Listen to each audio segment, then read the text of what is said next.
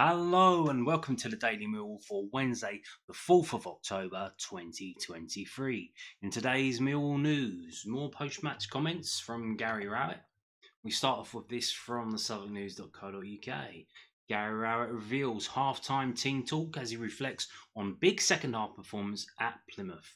After a cagey first 45 minutes, the Lions managed to find the goals they needed. And here we go.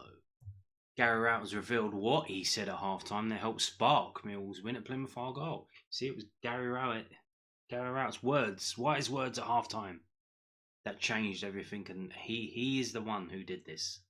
Even though last week and the players were shit, it was their fault. Now that we've won, it was his wise words at halftime that made everything. But in the second 45, they combined their the Lions were inferior side during the first half and offered little threat going forward at home park. But in the second 45, they combined their defensive solidity with sharpness in attack and took the lead just before the hour mark as Duncan Watmore found Zion Fleming the defence splitting pass before the Dutchman dinked it past the keeper. The match was then wrapped up deep in stoppage time as substitute George Saville sent a curling effort beyond Plymouth's Connor Hazard.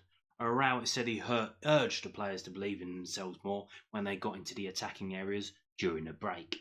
He said, "The first 15 to 20 minutes, I think you have to ride out some of those moments of pressure.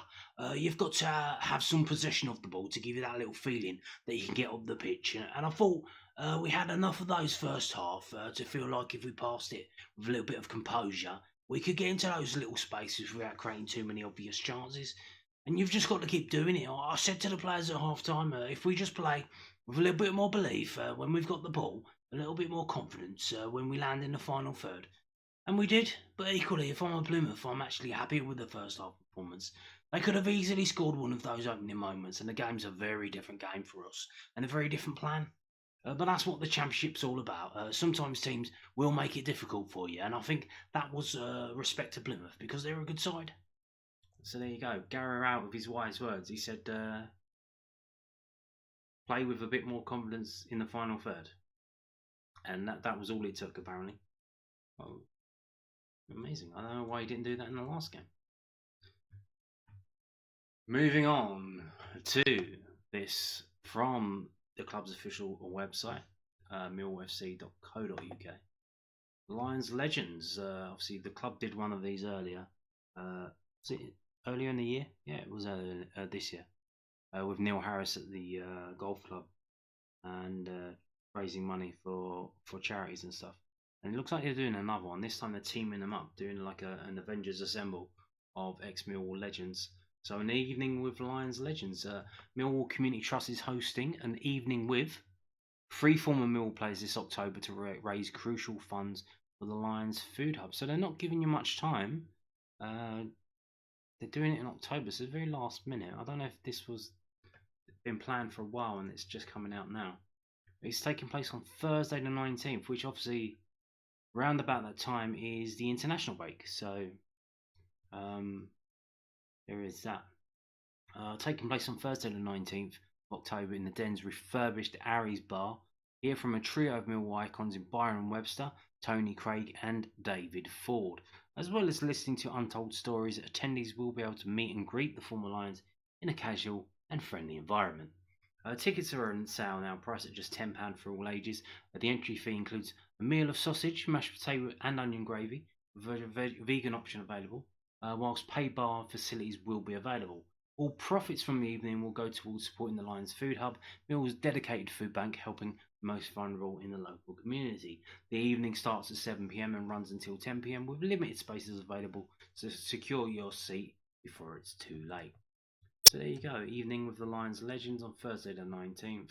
Only £10, so I'm sure that's definitely going to be worth it, value for money. There you go.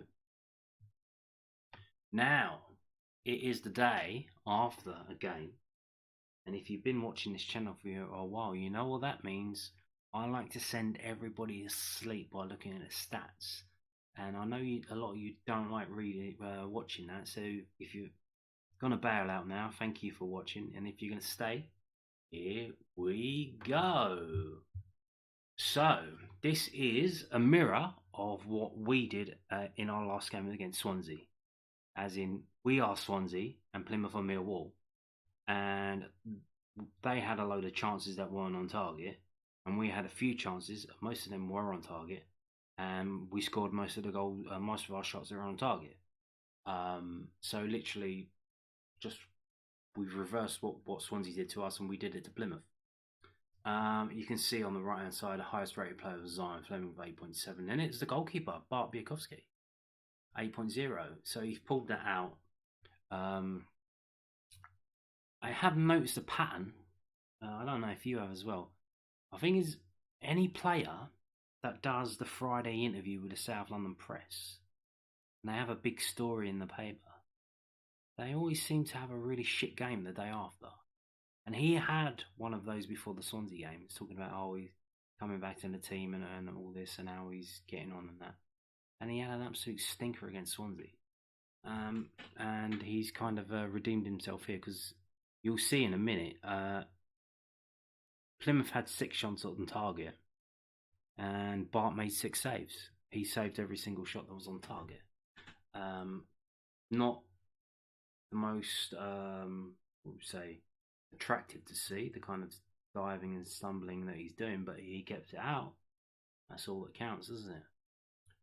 So you can see in the top right hand side, the top 5 rated players are Millwall, except for Morgan Whittaker. You can see how many shots that they had, as Zion Fleming on 4 shots is the only Millwall player in that list of top 5. Millwall doing the most tackles, and Plymouth having just dribbling all over the place, dribbling like a newborn baby. So if we move back over into the middle, Millwall were effectively creating goal scoring opportunities from through balls, were strong at finishing. We were aggressive. Apparently that's a weakness. Well, that helped us score the second goal, didn't it? So lost possession often, gave away a lot of free kicks around the box. You don't want that, do you?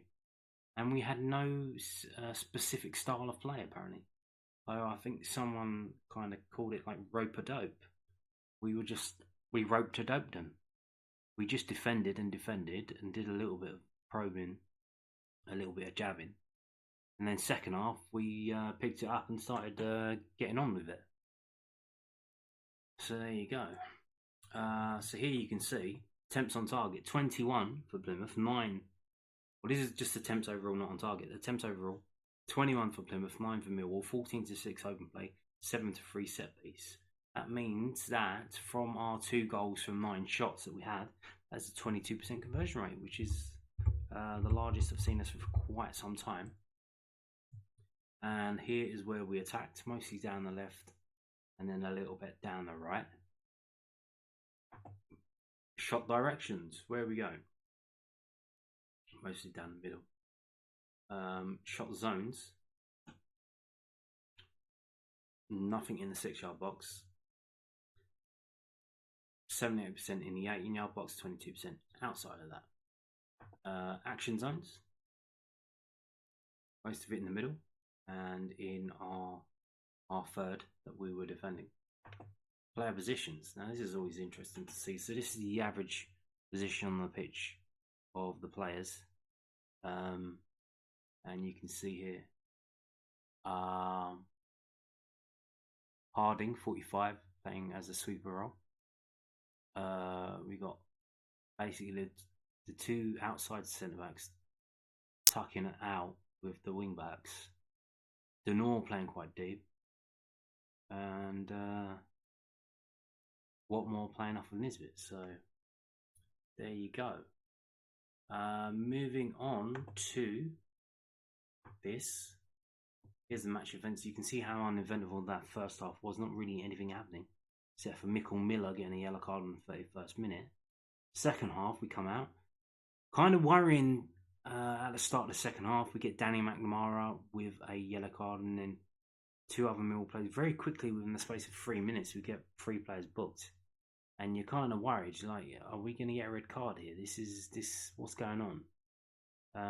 So Alan Campbell, Jake Cooper booked as well, and then 5 minutes after that we get the goal, and then their player gets the yellow card. They make the changes first, and then for some reason Romain Esse comes on his own, and then they do the doubles, because the way the subs are this year, obviously you can only make you can make a certain amount of number of subs, but only on 3 occasions, unless you do it at half time, which is I believe it's the 4th. So they always double them up now. So then we've got Murray Wallace and Brookman and Cuffy coming on. I said this before, is he brought Murray Wallace on for Danny McNamara and then Norton Cuffy on for Joe Bryan. But that was the wrong players that they came on for. Don't know why they did it like that, whether it was just a mistake or whether it was just an oversight or they're literally trying to confuse them, thinking that we're changing formation. But yeah, he did that. And then right at the end, they make subs, we make subs.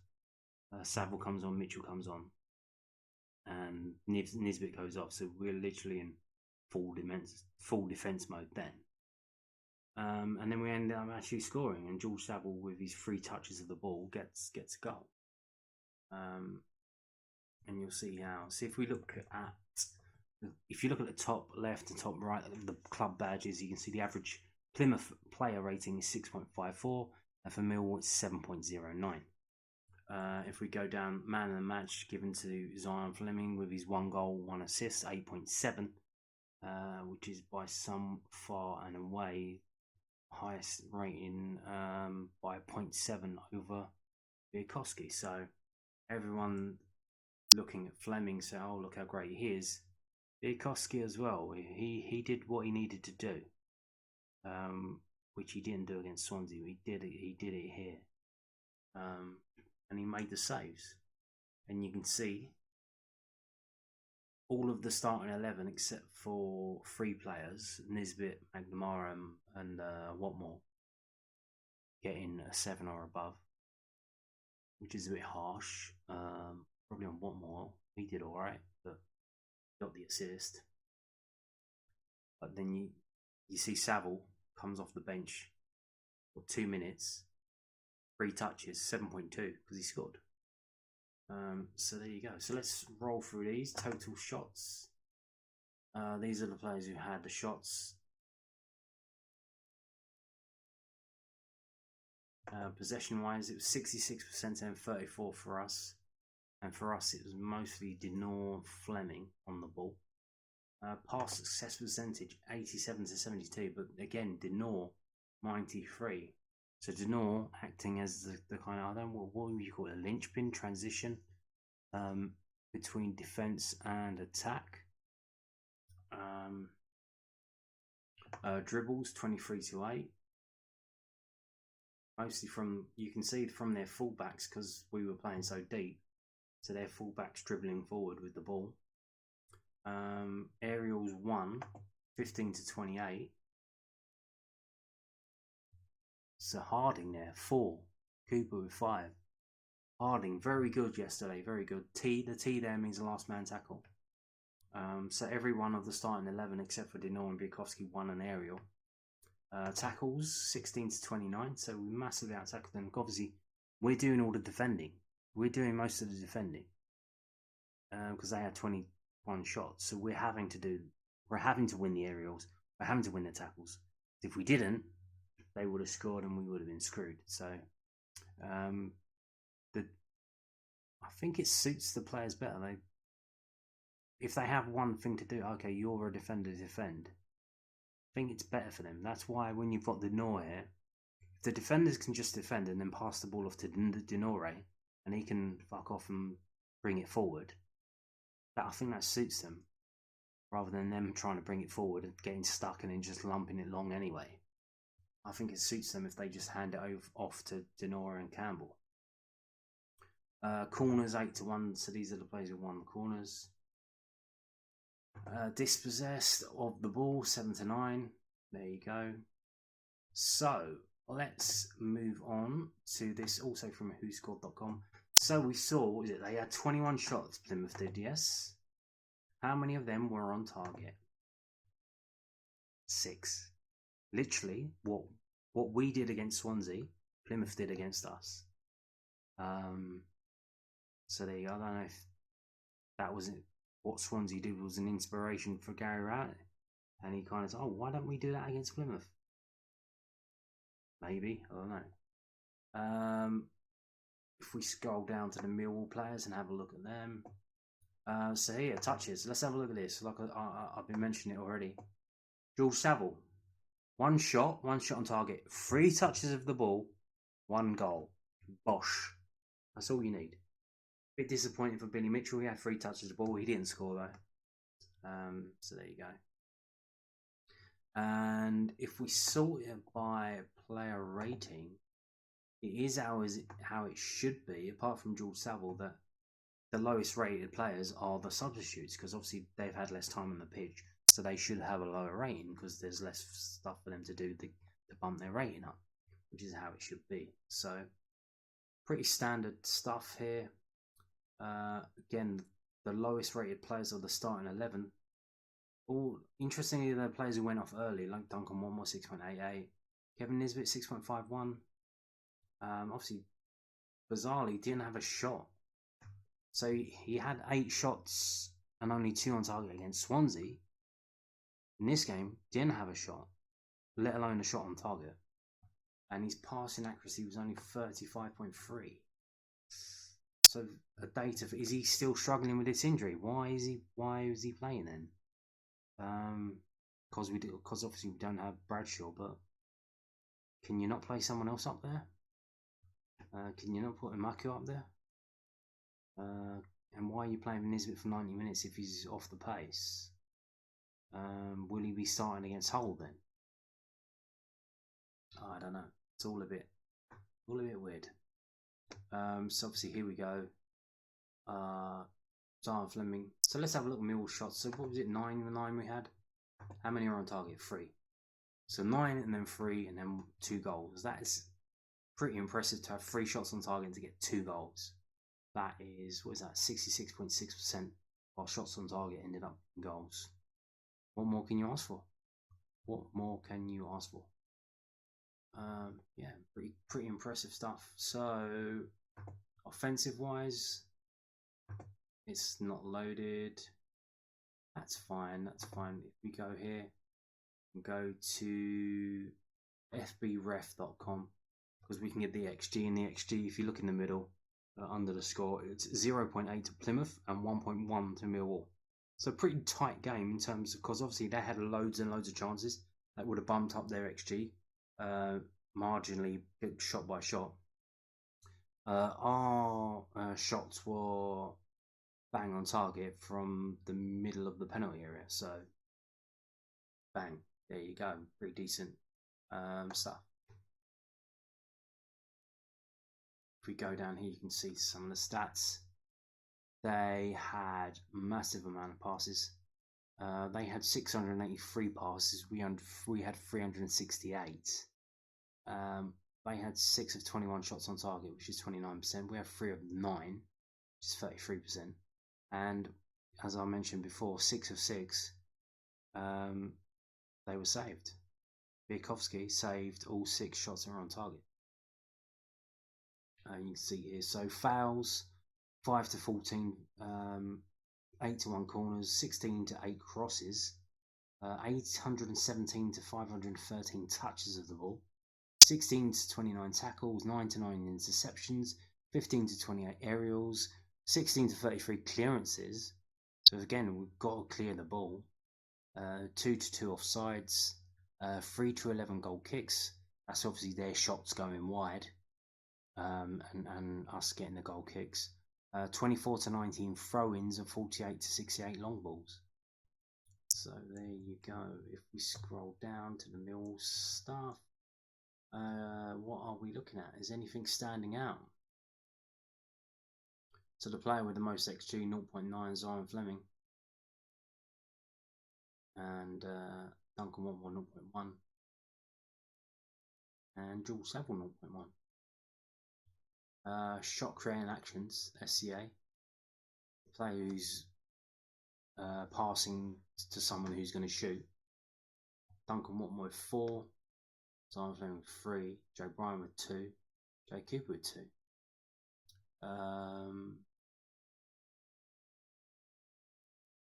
carries and progressive carries. Not much progressive carries. 241. That's basically carry. You touch and bring the ball forward. Only 8 of them were going towards going forwards towards their goal. In terms of dribbling and successful dribbling, trying to dribble past someone, take-ons, you can see here Watmore 6 and 1. So maybe that's why he came off early. It wasn't really working out for him. Zion Fleming 5 and 3. Joe Bryan 2 and 2. But as a team as a whole, 16 and 8. So yeah.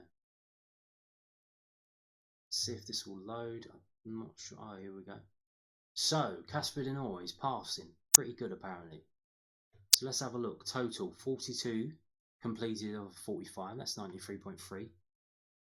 He had the second most passes after Jake Cooper with 47. And Jake Cooper could only have 70.2% accuracy. But then we look at, so Casper Denoy 20 of 20 short passes, 17 of 18 medium long passes, and 1 of 2 long passes. In terms of long passes, and 100% accuracy, Joe Bryan 5 of 5. Danny McNamara not so good, 0 of 3. Okay. But his mediums 2 and 2, 100%.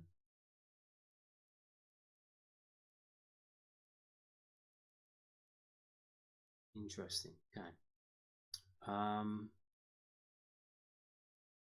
So that's the passing. Pass types. Who was taking their dead balls? Joe Bryan, Ryan Leonard, Jake Cooper took some of them. So I think there was a few offsides and stuff. What we got? Throw-ins. Who was taking the throw-ins? Joe Bryan, Jake Cooper, Ryan Leonard. No, Zion Fleming, interesting, obviously taking him off the throw-ins when Ryan Leonard's in the team because you want him in there to get the second balls. Outcomes: passes completed, passes offside, passes blocked.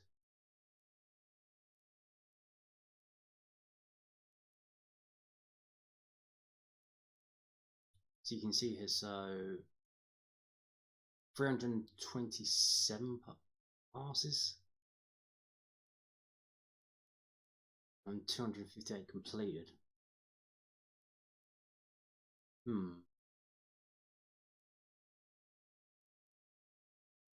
Okay. Defensive actions. This is always good to see.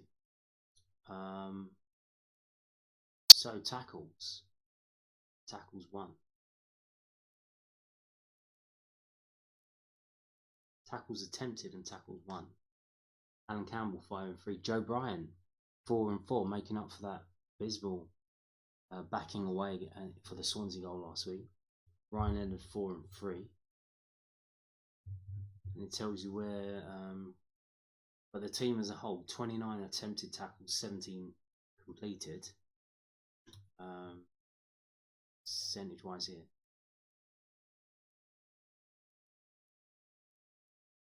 Blocks. Blocking the ball by staying in his path, which is very interesting. When they have so many shots, you need that as well. As a team, 18 blocks. Shots blocked 9. Passes blocked 9. So 9 of the shots that they had were blocked. Possession wise,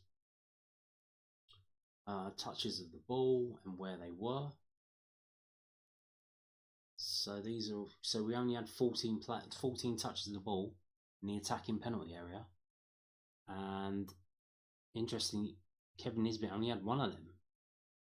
The main man striker only had 1 of them. It was Duncan Morton with 4, Zion Fleming with 4.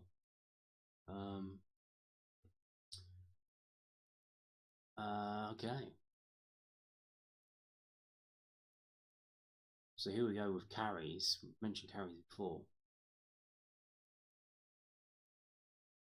Total distance carried with the ball.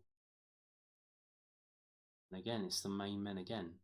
Fleming, Watmore, Joe Bryan, Danny McNamara 81, Ryan Leonard 119.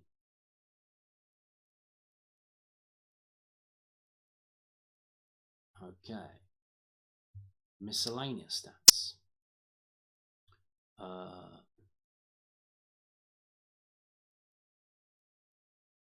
So interceptions, 9 interceptions as a team. Joe Bryan with 3 of them.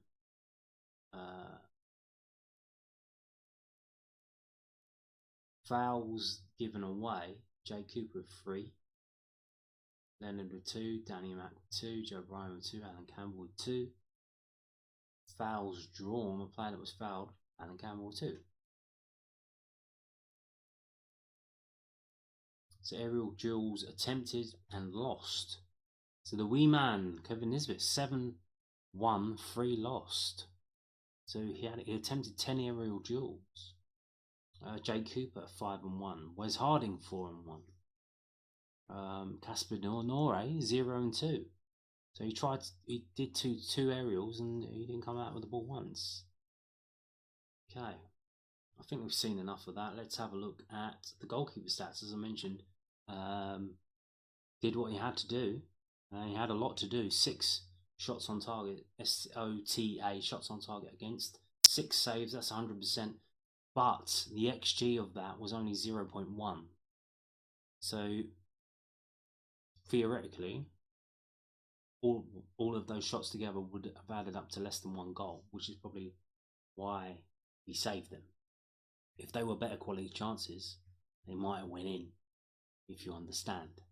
So it's alright having, say, 6 shots, but they're 6 low quality shots, because altogether we divide 6 by 0.7, that's by 0.1 per shot, which isn't very good, because a penalty kick is 0.8, and that's basically a free shot on goal. So he's basically, altogether, he saved 1 penalty over 6 shots, if you understand. He's kicking 21 attempts, only 10 completed, that's 47.6. Passes, 12 attempts, 1 throw.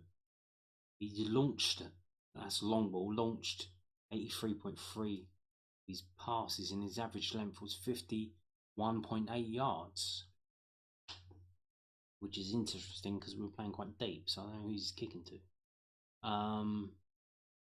Goal kicks, all of them were launched, 63.5 average length on those. Crosses, he came out for 2 crosses, so there were 10 opposition crosses into the box. He came out for 2 of them, that's 20%. And his average distance, so here we go, his average distance off of his goal line was 3.3 yards. That's how deep we were playing. That is quite ridiculous. All this season, while I've been using this new website, fbref.com, for this season, that's the lowest I think I've ever seen for our goalkeeper, 3.3 yards off of his goal line. That is quite, yeah.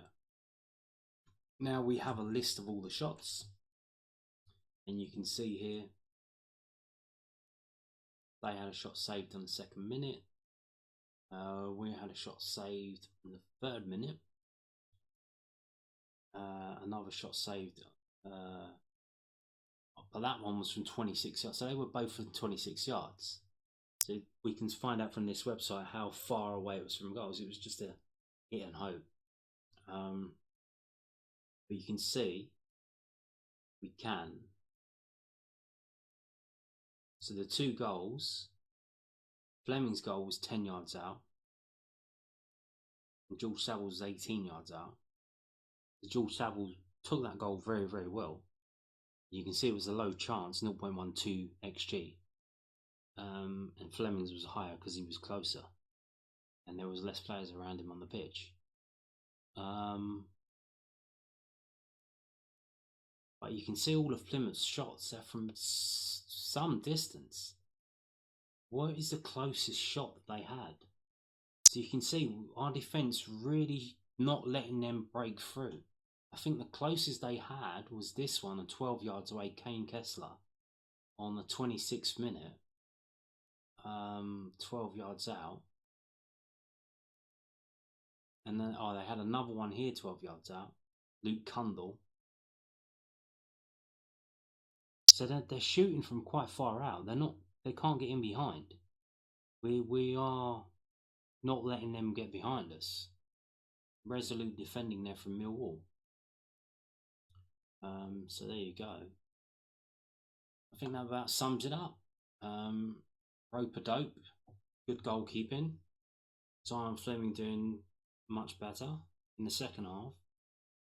And just all round decent defending performance, especially from Wes Harding.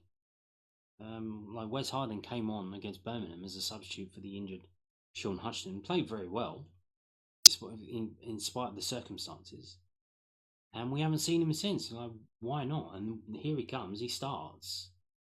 And this was the thing I mentioned pre-game, that Gary Rowett, when his back's up, when he's in a bit of bother and a bit of trouble, he makes weird teams, or not weird team selection, but he finally does the team selection, makes the changes, and then we see the result.